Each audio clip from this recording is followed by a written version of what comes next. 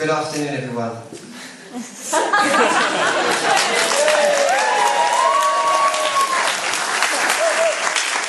those of you that don't know, my name is Daniel. I am the groom's brother and the first of the best men. It is a real honour to be here today celebrating this special day between Matthew and his bride Louise. Okay, before I begin, Louise, would you place your right hand down on the table, please? Okay, and Matthew, would you place your left hand on top of Louise's? And all will be revealed in due time. First, let me start by saying that Louise looks absolutely beautiful today.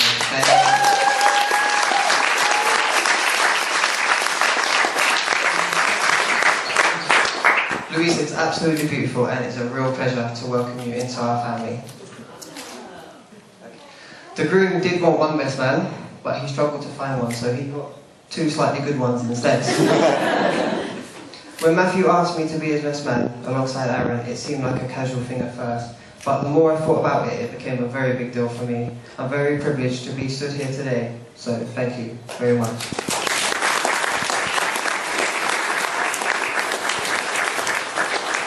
I remember when Matt and Louise first started dating.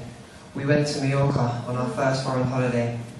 Dad reckons the amount of money he gave Matt to ring Louise 2 to 3 times a day, it would have been cheaper to have taken Louise on holiday with us.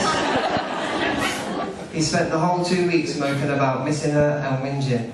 And even though it was 90 degrees, he walked around in the biggest flared, grungiest, ripped jeans and the biggest black hoodie and moaned it was too hot.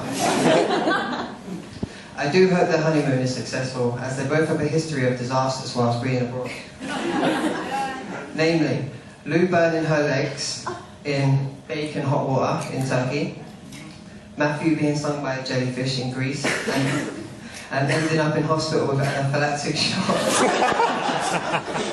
And finally, being caught up in Hurricane Katrina in Florida. Not to jinx them or anything, but they are going to Cuba, and it is a communist country. And as we all know, Matt loves an argument and very seldom backs down. I feel like marriage can be compared to football. So be fully committed every week and make sure you score at least once every weekend. Make sure you change ends at half time.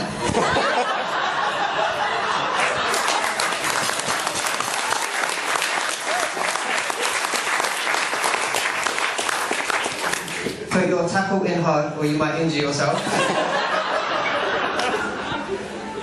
However, Louise assures me that playing away from home will result in a serious groin injury and is definitely the quickest way to get yourself on a transfer list.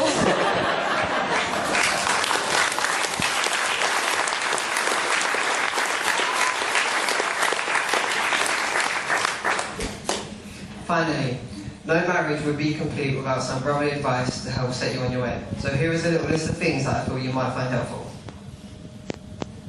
Number 1, love, honour and cherish each other, and don't forget to always put the toilet seat down.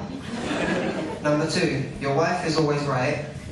Number 3, just in case she isn't right, refer back to number 2. 4, always, just always notice every new hairstyle and dress. 5, do something nice for each other every single day. 6, never go to bed angry. 7, before you buy beer, buy milk and breads. 8, flowers are always a good idea, even if you're not in trouble. And number 9, your wife is more important than sports, apart from the odd cup final. Now, in case any of you are wondering why I asked Matthew to place his hand on Louise's, I will tell you now. Matthew, as my father role, it is with great pleasure that I have been able to give you the last 5 minutes in which you have had the upper hand on Louise.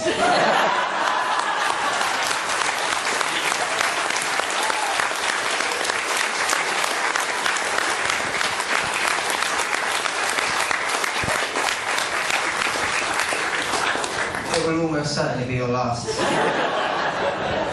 Joking aside, you can't choose your brothers, but I couldn't have wished for a better one. I know if I ever needed his help in something, he would always be there, as I would be for him. I also couldn't have wished for a better sister-in-law in Louise. She's one of the smartest, funniest and kindest people I've ever met. and I'm sure you will all agree, together they make a fantastic couple.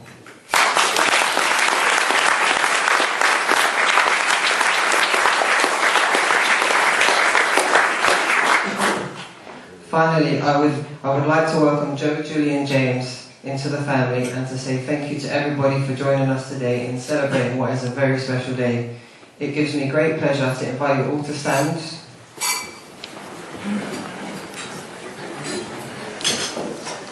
Raise your glasses and wish Matt and Louise every happiness. To the happy couple.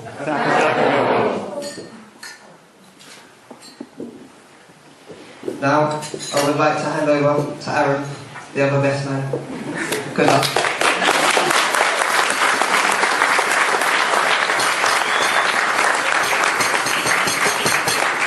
Good afternoon, ladies and gentlemen.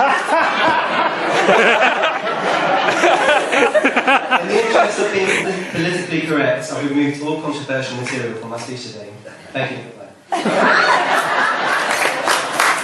I'd like to start with some thank yous. On behalf of the bride and groom, I'd like to say thank you for your attendance today. Louise, your dress is stunning, you're looking exceptionally beautiful. Matt, as you said, you're certainly punching above your weight. I'd like to thank the bridesmaids, Steph, Darnell and Shireen. You did a great job today, so thank you. I'd also like to say thank you to Joe, Matt and Dan for your fantastic speeches and for also putting pressure on me to deliver. For those who don't know, my name is Aaron.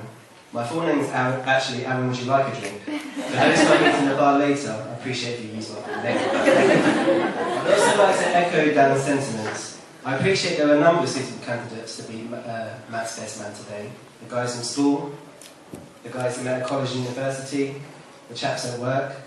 Matt's fond of all of them, and each have their chocolates. But I think Louise suggested me because I'm the only one who actually still likes Matt. Joking aside, Matt, it's a great honour to be your best man today, along with Dan, so I thank you for the opportunity. So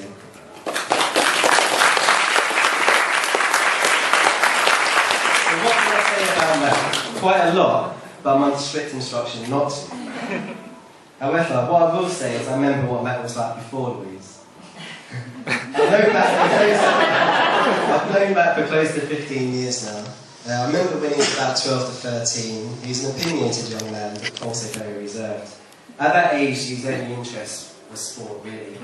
As he grew older and the hormones started to kick in, he started to appreciate some of the things that adult life had to offer. I remember one such time when I was about 16, we was out in town. We were visiting a club and they had an offer for prospective customers. The premise of which is, you pay £10, they let you in, and give you free access to their bar.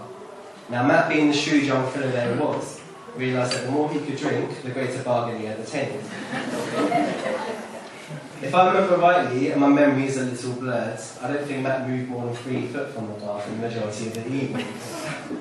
I'll spare you the more explicit details of the event. Suffice to say that the bouncer dragged me from the dance floor to tell me to pick my friend up from a puff of his own vomit. It's not the end of the night I'd originally anticipated. Now, I'm not saying Matt couldn't handle single life, but what I will say is that I'm glad Louise entered his life. I do remember that time, and Matt was actually smitten. He only ever spoke of Louise. In fact, I remember trying to keep myself entertained by trying to think of a topic he couldn't relate back to Louise. As you might have guessed, I failed every time. I've also noticed lots of positive changes in Matt's few years. He's evolved into this well-rounded, conscientious, ambitious young man that we see today. Louise, thank you for saving this little son. Speaking of Louise, I have to say how lucky you are, Matt. You leave here today having gained a wife who is warm, loving and caring, a wife who is intelligent and articulate and who will always do the best by you. And Louise, how lucky you are too. You leave here today having gained a beautiful dress and a lovely red hair.